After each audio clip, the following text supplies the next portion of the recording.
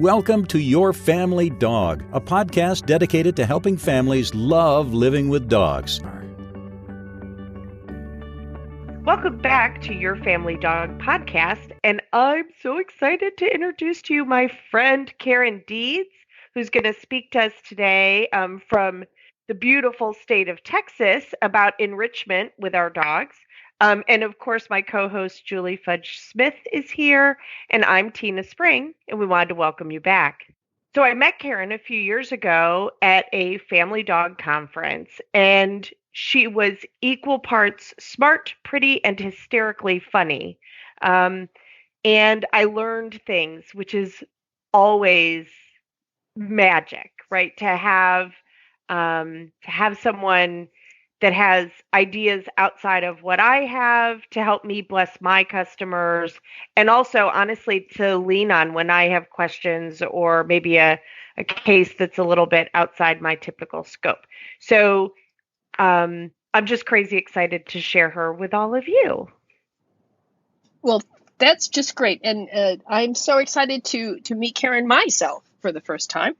And so, Karen, I guess my question for you is we talk a lot about enrichment, but it suddenly occurred to me that we never actually defined what enrichment is. So I was hoping maybe you could give us a definition of enrichment and why is it so important to dogs? Wow, that's a really great question, and one I've probably never been asked is the definition of enrichment. But I think it's just something that, you break down the word enrichment, and you have enriching the dog's life. And when we look at a dog that used to spend a great deal of time foraging for its food and exploring their environment, making sure that they're safe, we've kind of taken all of that away when we lock them in the house and they get to go out to potty a couple of times a day, and we leash walk them up and down the sidewalk, and we've kind of taken some of that stuff away from them. So I think it's really important that we give that back. Okay, I think that's a great definition. So it's important because what happens if a dog has a more limited life? What happens to, so I think most people think, well, if I take my dog for a walk and I let him sniff, isn't that enrichment? And it is, but why do we need additional enrichment other than the fact that historically they have it? Most dogs are not bred for their historical purposes. So why is it that we continue to want to enrich them? Why does it make a difference in their lives? And how would it make a difference in our lives? Well, I think a lot of it depends on the dog. It's always observe and respond. What does your dog look like that's standing in front of you? And is a sniff walk enough for your dog? I know plenty of dogs that it is. Take them on that sidewalk, but don't make them walk beside you in heel position. Let them go sniff, roll in bunny poo, mark the every mailbox that they walk by. That's fun for some dogs, and for some dogs that's quite adequate. Other dogs might need more than that, and sometimes it's not just because of their genetics and their instinct, but it's because they're dealing with a lot of stress and anxiety. And anxiety can really be kind of compromised and, what am I looking for? Countered by enrichment. Letting the dog sniff and look around and kind of realize that life isn't going to kill them. They can do those things, and all of a sudden it's like, oh my God, I feel so safe. It feels good. Right. Well, I loved what you said, that for some dogs, it is that the sniffing is enough. Reminds me of Dr. Zazie Todd was on, and we did a podcast with her called Making Happy Dogs Happier. And she said, if you can't do anything else, take your dog on a sniffari, is what she called it, which I thought. I love that. Yeah, I thought that was a wonderful term. Take your dog on a sniffari. So if you think of it that way, rather than as a walk, we're out to smell the world. This is your sniffari. I think you're going to be a lot more willing to give the dog what it needs as far as the time to sniff and to take a look at stuff. And if you think of it as a sniffari and not as an exercise walk, then you are making it more enriching. But you don't even need to take your dog off property to do that. I mean, I work with a lot of dogs that are leash reactive, and they can't go out on the street because they're going to bark and lunge at cars or people are walking by or other dogs. You can set up your own little sniffari in your own backyard or, heck, your living room. Right. There are so many things that you can do. Parmesan cheese is my go-to for sniffing in the grass. In your own backyard, your dog probably already knows every blade of grass that's back there. But by gosh, you take a little sprinkle of Parmesan cheese, in every corner and, 8 different spots throughout the yard, and all of a sudden their yard is magical. It's like, oh my gosh, where did this cheese get here? Whoo, I have to go sniff it. So it doesn't have to be, a walk. You can do it in your own backyard with easy things. So I love that Parmesan cheese thing. That is great. I would never have thought of that. You're right, Tina. She's a gem. This is great. I know. I love her. She's awesome. I can tell you when I had an elderly dog who wasn't he was painful enough that like rides in the cars to go for hikes up in the mountains or whatever were uncomfortable. One of the things we did was we would bring debris back from places we went to hike and then plant that stuff in the yard, like leave a little pile of it over here and a little pile of it over there. And I found that enrichment worked really well. It was a really good way to bring this part of his life that he always really enjoyed back to our yard. And there's probably people who would tell me from a disease standpoint that's a terrible idea, but it made my terrier happy, and that made me happy. I think that's brilliant. In fact, I encourage that even in shelter environments. Is some of these dogs have never smelled people's clothing. So bring them, some articles of clothing. Maybe you need to put it in a PVC pipe that has little holes in it so that they don't ingest it. But things like that, pine cones. Oh my gosh, I was in Ohio a couple of summers ago and brought back some pine cones. Actually, my dog was up there with me, and he thought pine cones were the best thing. We don't have pine cones in Fort Worth, Texas, anyway, where I live. And Christmas so present. he thought those were just the best thing ever. And so I brought back like a pile of pine cones. Oh, so fun for him. Well, tell you what, I live in Ohio, and my backyard I have a fair amount of pine cones. So you just tell me how many you need, and I will send you a wad, a crap ton, as we would say, of pine cones. I'd be happy to do that. So we could totally put that out to the listeners. Like if you have pine cones, we'll see if we could get a mailing address for Karen. Everybody can. Oh, no. We're good. Seriously, I'm good. Well, what we could do is we could start a pine cone exchange group. So I could send pine cones to Tina. Sure. She could get Ohio pine cones. She can send me Georgia pine cones, and then we could have people from all around the country exchanging pine cones for their dogs. And you know what? And that scent propagation like that, or scent swapping, in fact, that's the first step to me of introducing a new dog in the home or a new dog to a family, is they need to get used to each other's smells first. Especially bringing a baby home, something like that. What's the first thing you want to do is to actually let the dog smell that smell before they see the baby. Because for some dogs, not all dogs, but for some dogs, that sense of smell is so strong that some of these things can actually be quite aversive. Right. I try to explain to, especially, a big population that I work with are feral dogs who are just, everything is a dragon. And I talk a lot about like articles of clothing, like how to break apart exposures to novel or scary stimuli. So the sounds of children, the smells of children, watching children from a distance, the movement, how to break all that apart. And scent is a big, huge part of it. And so, Karen, I actually, because you know a lot more about scent than I do, can someone, for example, like, old crone me, who doesn't have my grandkids live, 150,000 miles away. Can I go to like the local donation center and buy used children clothing, is that going to have enough scent on it to do exposures, or do I need to like hook up with somebody to go, here, have your kids sleep in this t-shirt and then give it to me? It probably just depends on, was it laundered at the thrift store? I don't know. But even that, it's going to carry its own scent. I mean, the scent of some laundry products sends some dogs into the ozone layer. It's like, oh my God, I have never smelled that, and that is different. I worked with a service dog one time that we actually had to career change it because it couldn't walk past the leather shop in the mall, and the woman worked in the mall, and her dog, every time it walked by the candy store, would go, whoa. She could not stand the smell of leather. So we career changed that dog. So sometimes you just kind of have to, again, my mantra is observe and respond. But I would think if you're going to be bringing home a specific child, or you have a specific grandchild that's coming over for the first time, maybe they mail you some of their clothes. That's what I was thinking. And they get used to that specific scent. So that's something that we could do. And will it help? I don't know. It might help with some. It might be just a puff in the wind. I don't know.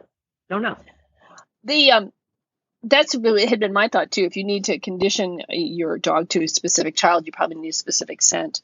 But kind of going a little bit back to the Sniffari kind of thing. This is sort of accustom your dog to new things through Sniffaris. But if you're going back to enrichment Sniffaris, one of the things that Eileen Anderson came on when she talked about canine cognitive dysfunction was you can bring this, if you were talking, bring the Sniffari to the dog. One of the things that she does when she's got a dog who is starting to fail is she just takes the grocery bags in and lets them sit on the floor and just lets the dog sniff the grocery bags. Because that's, bringing some sense to him. She'll take him out on leash and let him sniff, take him around the car and let him sniff the tires. That's a big one for one of her dogs. So at my house it would be, because right now, because we're doing some construction, my car is kind of parked in my yard. And guess what my tires smell like?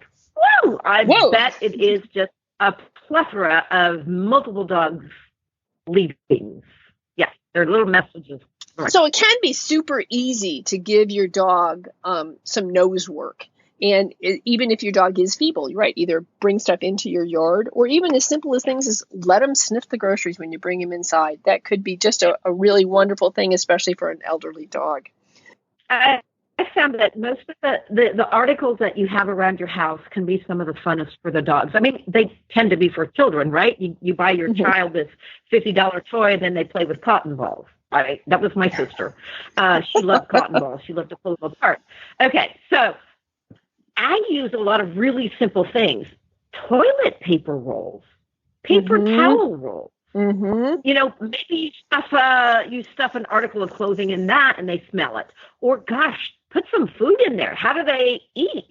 Most of my behavior clients, I tell them ditch the bowl and feed your dog somewhere else. Just your dog should not be eating out of a bowl again. It should be either working for its food during training, during some sort of conditioning exercises, or in enrichment type stuff. Toilet paper rolls, paper towel rolls, egg cartons. Oh my gosh, I have never seen dogs have so much fun than with a silly little cardboard egg carton. Mm-hmm. Simple stuff. Empty, of course, I might add.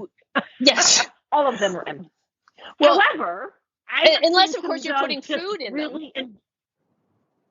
Yes, exactly. Empty with the food inside. But I have seen dogs that really relish tearing something apart. I worked with a client one time. She took a dog in who was 10 years old from a hoarding case. He had lived in a barn for 10 years, had absolutely very, very minimal human interaction. And she took in this dog. Spike was 15. I worked with her from the time she got him. And when he was 15, I got a message from her. I'm going to cry because it was so special. He stole something off the counter and shredded it, and we rejoiced because that's what dogs like to do. She emailed me and she says, oh my God, you're not going to believe what Spikey did. He actually jumped on the counter, which, I mean, it took him 3 years to come into the kitchen. So getting on the counter was like, wow, really hard for him. So he jumps on the counter and he pulled something off and he shredded it. We were so happy. Oh, that dog was actually acting like a normal dog, probably for the first time in his life. That was cool. That is really cool. However, I think most of our clients would go, since that happens on about 5 times a day. Yeah, and that's a really great segue right there, Julie. So let's give them something appropriate for them. Turns out they're providing excellent enrichment already. Yes. So you're giving them good enrichment already. The need for them to look for it elsewhere is minimized. Right. So I do think of it in terms of like attention, right? Like if you think about our interactions with our kids, I think we all have introverts less, extroverts more, like a bucket of attention that we need every day.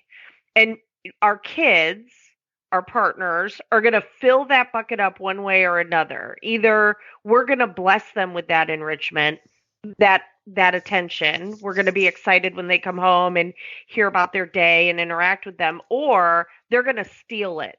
Right? They're going to pick an argument, negative attention seek, right? All the same things we see with our dogs. So for me, when I'm explaining enrichment, that's how I try to explain it. Like your dog needs a certain amount of stimulation every day. They'll either steal it or you can plan for it. That's right. Yeah. And that's beautiful. They have to eat, right? And I hear it all the time. Well, my dog's not very food motivated. And I go, he's alive. Got to be eating something somewhere. So let's just make him work for it. And I work with a lot of dogs that the thought of putting their head into a cardboard box is devastating. They're like, oh my God, I'm going to get trapped. I can't do that. We're all going to die. All going to die. I say, okay, cool. Put their bowl, which they're used to eating out of, into a cardboard box lid, like a shoebox lid that's really, really, really low, and get them doing that. And then maybe we start putting the food in the box itself, and then maybe we transfer to a bigger box with higher sides. And eventually, I would like to get to the point that dog sees that cardboard box and literally is going, I know how to get in there. And you close all the flaps at this point, right? Now we've got the food inside, and the dog is going to actually flip open those flaps. And some dogs are even going to shred the box. I know that sounds horrible, but for a lot of these dogs that need something to shred, it's a lot better for them to shred a box than it is your brassiere. Like, I have that whole story, but we won't go there. Maybe or a diaper. That is a lot of material in Karen's case, if you get my meaning. Come on, girls. Just saying. And actually, that dog ended up becoming a narcotics dog. So there. Anyway, so cardboard boxes are probably some of my favorite tools for people to use. Not only can you get them pulling apart the cardboard box and doing that, but then you can use multiple cardboard boxes. Let's say you have 15 of them, and they all look similar because they're cardboard boxes. And you put a handful of food in one, and you let your dog go find the food in 1 out of 15 cardboard boxes. And then you take him to a different room and you put another handful of food in the same box, but you change the position of the box. Now the dog goes, oh, it was over there in that corner. And no, it's not there. Oh, wow. Maybe. Oh, I think I smell it. And the dog runs over and starts searching at all the boxes until it identifies the box with the scent in it, which is the food.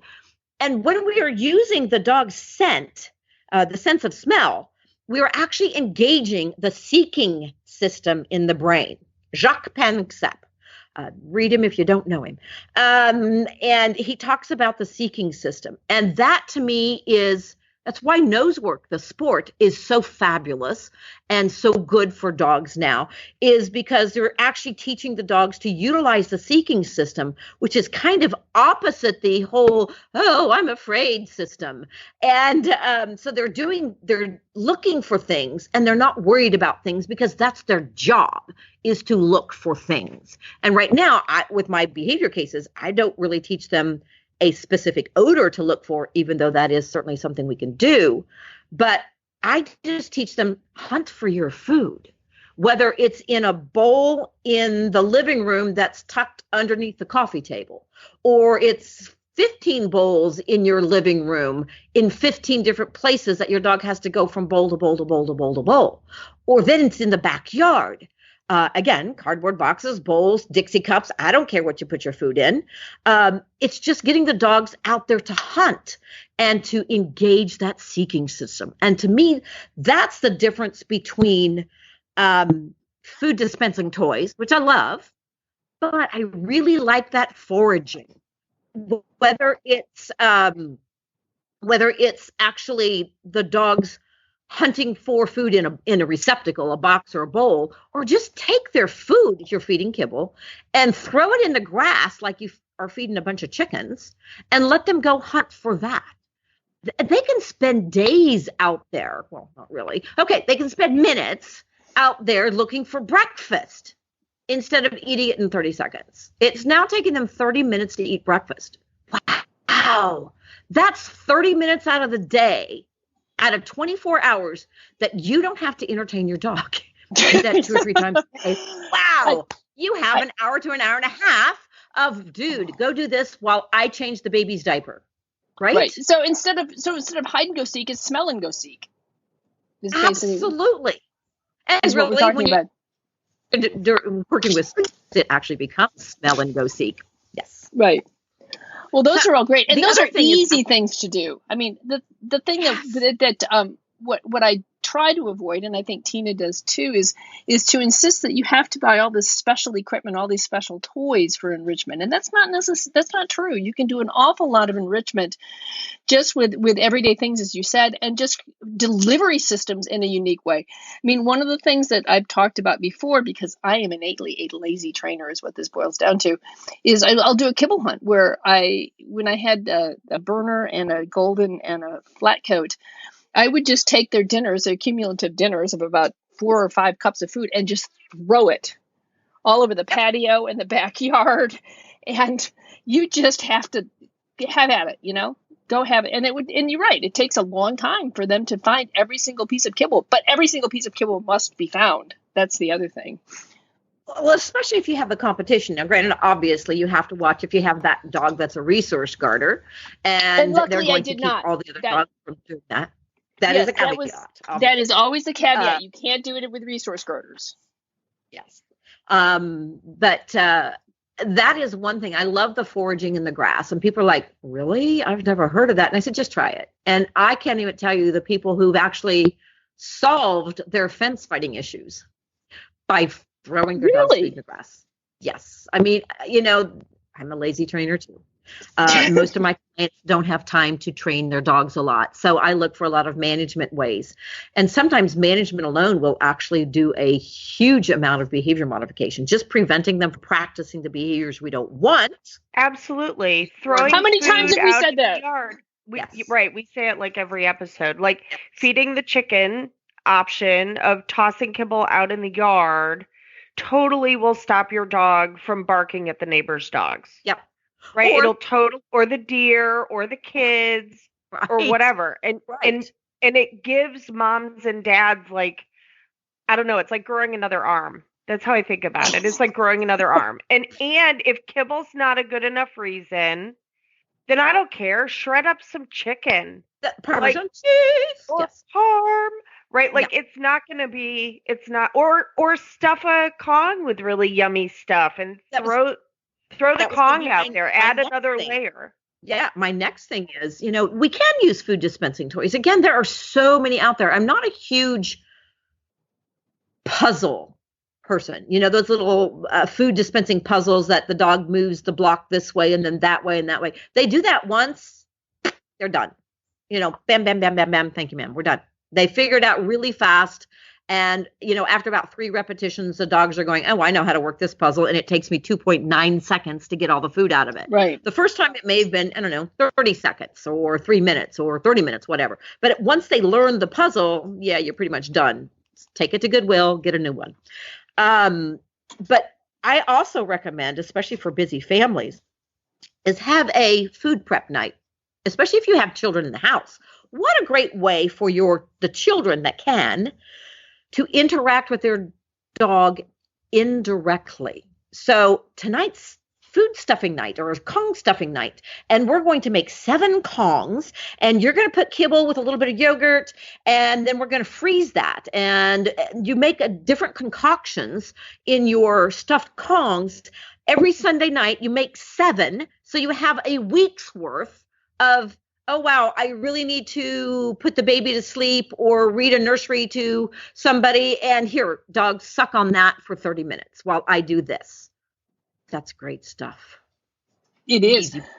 Colleen and I did fairly early on an episode about simple games for kids and dogs. And one of the things that I use a lot with clients, especially that for ones who have small children, where it's not necessarily a good idea for little hands to be near doggy mouths, is I will give them a small plastic bowl with Cheerios in it, and the dogs are restrained by the parent. They're either on a leash or they're tethered or they're in their crate or something, and the child can make a Hansel and Gretel trail of Cheerios through the house, right? And then they sit down, and then they let the dog go and get the Hansel and Gretel trail. And Absolutely. So it's a great way for a kid to feel like I'm playing with my dog, but I'm not putting little people who can be inappropriate in how they interact with the dog just simply because they're little people, right? It's not because they're being mean. It's just they're little. So they can play a game with the dog without getting their hands anywhere near the dog. The other one that I like to do, and I did with my grandson, Edward, is with Zuzu can get very excited with a ball. So what I would do is I'd have 2 balls. And I would give, and Zuzu was on a leash. We were playing this inside, but you can do this outside. And Edward couldn't throw very far. So he would throw the ball, and then I would let Zuzu go and get it and call her back to me. And I would have her drop the ball, and I would hand Edward a ball. He would throw the next one, and I would let Zuzu go. She'd get the ball, bring it back to me. In the interim, I've given Edward another ball so that his mouth or his hand is never near her mouth, but he's the one who's actually throwing the ball for her. Now, that does require that there be an adult there to help supervise. But Edward was only 3 at the time, and I would never have left him unsupervised anyway. So it was a game. So what I try to tell people is think of ways in which your child can entertain the dog without actually perhaps interacting directly with the dog. The dog knows who's laying the Hansel and Gretel trail. The dog knows who's throwing the ball. But we don't necessarily have to have a direct interaction, especially between hands and heads. Hands of little people and heads of big dogs are not necessarily a good combo. That Hansel and Gretel thing, I use that a lot with kids. Mm-hmm. And I prelay that trail, and I get the dog used to kind of looking for a trail. And then I interject the child kind of walking beside the dog. So now we have an association. Dog can walk beside child without mouthing it, without jumping on it. And all of a sudden we have a dog that's walking beside the kid. And if you really want to put a leash on the dog at that point in time, the child is now walking the dog, even though they're just hunting for Cheerios. And so that can be such an accomplishment. Oh my gosh, let's teach the child how to walk the dog, hunt for Cheerios. And so the dog feels good because he's making an association. Oh my gosh, I eat Cheerios beside the kid. All is great. The kid is going, oh, look what I can do. I can walk the doggy.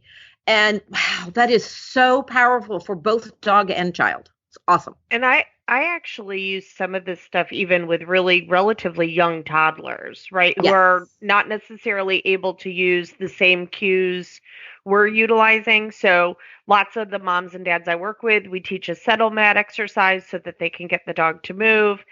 As soon as we start to see the child giving instructions to the dog that are usually honestly frustration based, they want the dog to leave them alone. or get out of their way, or they're mad at mom because she won't give him the red balloon he's holding. But like the utterances or the signals that the child is naturally using because they're not yet ready to say settle, um, and teaching the dog. I really like that when we're working with toddlers and really young kids. And I find most moms and dads don't necessarily realize that their dog is flexible enough to learn that all done, right? Like the little mini temper tantrum of frustration can totally cue a dog to go lay on their bed. And that the baby will have a great time helping to teach that. I find it actually tends to lighten the amount of frustration the child's feeling because they have a little bit more control over their world, and it becomes a little bit of a game instead of another point of frustration at a developmental time when it's really easy to frustrate kiddos. Everybody wants to feel empowered. It goes back to what do you want them to do instead? Right. Mantra. Well, one of the other things when you were talking about putting a leash on the dog and having the child walk the dog inside, what I oftentimes recommend to families is that you go to Walmart and each one of the children, say you have 3 kids, each one gets to pick out an inexpensive leash, nylon leash, that's their color, their leash. And so then what you can do is if you're doing this inside, you put that child's colored leash on the dog. So then when they want to help walk the dog outside, what I do is, okay, everybody has a chance to walk the dog. Okay, so Ralph, it's your turn. Go get your leash. The dog is always double leashed. So the parent has the real control leash and the child has the ancillary leash. But if you have designated that each color for each kid, then it's really clear who gets to walk the dog. And when you're outside, I don't want the child to have complete control over the leash, but we've already practiced with the leash inside. So I kind of like the combination of those two things. Absolutely. Because then the child knows this is my leash, I'm walking the dog. And when I'm working like with my granddaughter, Gracie, I usually tell her, you get to use the pretty leash. Grandma's got to use the ugly one. So lucky you. and that usually satisfies. Yes. So that usually satisfies her. You know, it's like, I get the pretty leash. And I've actually found that kids so sometimes when kids are a little bit older, they're starting to get grouchy about the fact that, like, why do you have a leash too? Like, I'm a big kid. I could do it by myself.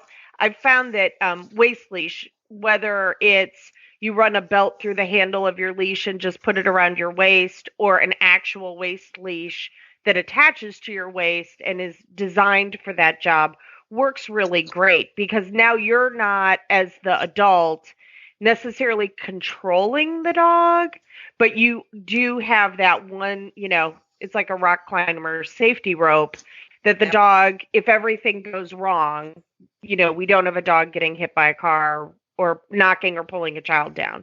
So I have found that waist leash application allows for kind of a good in-between that kids are a little less offended by, that we've got their back. I like that idea. I hadn't used that. Yeah. And what we've been talking about is training. But training is pretty enriching to the dog, right? Again, you're doing some mental stimulation. So we're killing 2 birds with 1 stone here. That is just a matter of, wow, the dog is learning something and they're getting tired. Train your dog for 15 minutes. Unless you have the border collie that I now own. At 15 minutes of training and the dogs are tired. Well, right. 3 hours of training, the dog's not tired. But so every dog's different. But that is such mental stimulation. And again, you're solving problems. You're getting kids involved. You're getting the dog thinking. You're getting the child thinking. Oh my gosh, that's pretty cool right there. And you're building a partnership between the two. It's called relationship. And what a great way to do that. Is that enrichment, mental stimulation, learning thing that all go hand in hand. And then what you're going to find is then the dog's going to be ready for a nap. I always find people are always saying to me, when I go to a house or either after when I did classes or after a private lesson, they're like, the dog slept. I'm like, yeah, we used his brain for an hour. Of course he slept. Yeah. It's a really terrific way. And what I tell people is I don't know anybody, including moi, who can actually carve an hour out straight every day and train my dog. But I can Right. find, 3 to 5 minutes, 3 to 5 times a day. And even that little bit will be enough to give at least some enrichment. And if you can do it 10 or 15 minutes, even better. Well, and if we're looking at like the dogs that have barrier frustration or separation anxiety, right? The frozen Kong or the Kong with a little something something in it just outside the bathroom door for Mm-hmm. the 40 seconds you need to be in there most of the time while you brush your teeth or empty your bladder. That's a win, right? Like I think a lot of times people think training is some big convoluted thing, and we talk about it all the time that management is actually training and enrichment is also training. Yeah. It's a blurry line, but I find people make it this big complicated, like, oh, we don't know how to do enrichment. So Karen, do you have like a handout that you would be willing to share? I do. And Great. some of it is, things that I've actually taken videos of. I have some video links on there, some YouTube video links in my handout. And some of it is things that I've videotaped at a shelter. Some of it is dogs of my own that are doing some enrichment. A lot of it is dogs doing enrichment, maybe even at a workshop that I've taught or somebody else has taught. A couple of those are from someone else, and I had permission to videotape it. And a lot of those links are going to be just homemade YouTube videos. But there's a document that I have that just talks about the whole concept of enrichment, as well as gives you some ideas. And I like to have, the kind of what I call the home alone toys, which are things that you can typically give the dog that's safe to leave them at home with. Normally that's going to be your stuffed Kongs. I typically don't try to use any kind of bully sticks or anything like that and leave the dogs unless you know that they're not going to inhale the whole thing at once. Again, this is kind of that know your dog kind of mantra. And then I also have the what I call the self-entertaining or food dispensing, the ones that are used primarily just for feeding your dog. And sometimes those can be one and the same, sometimes not. And then I have the interactive toys. And this might be your tuggies, your balls, your flirt poles, things like that may not be food related at all. But my goodness, teaching your dog how to play. And Julie, you mentioned that earlier about playing with a ball with your dog.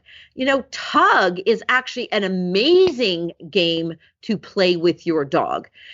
Sadly, I don't think a lot of pet people know how to play very well with their dogs. And I normally start out with most pet people, actually most sport people too, with two toys. You had two balls with your dog, with your grandchild.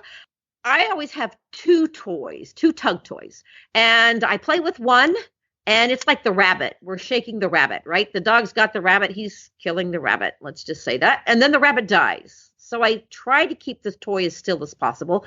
And the rabbit in the other hand comes to life. And I tease the dog with that, and pretty soon the dog goes, wow, that was a heck of a lot more fun than this dead rabbit. And so they go for that rabbit, that toy.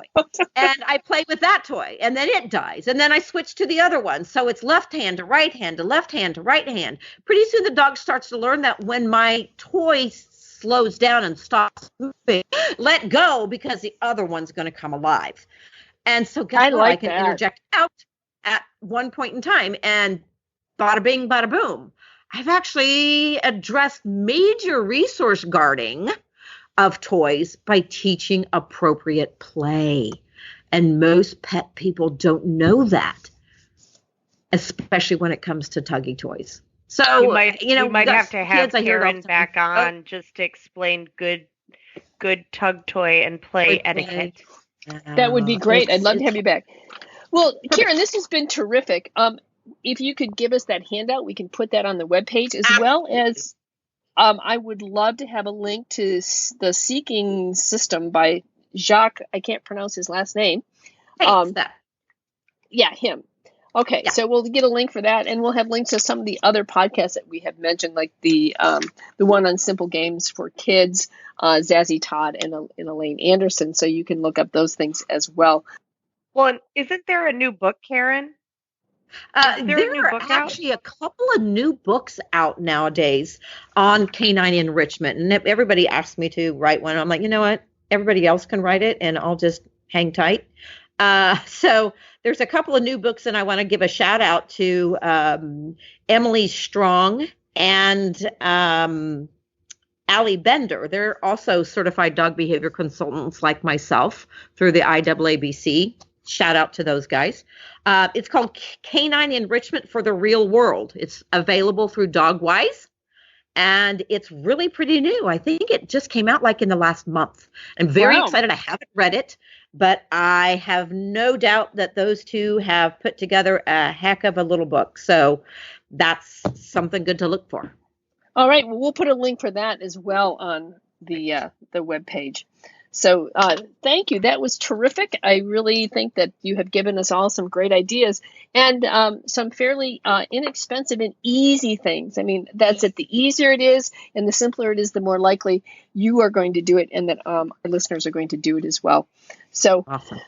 Thank you very much. And we'll see you next time on Your Family Dog. Thanks for listening to Your Family Dog. Got questions? Interesting ideas? Visit www.yourfamilydogpodcast.com to share your thoughts.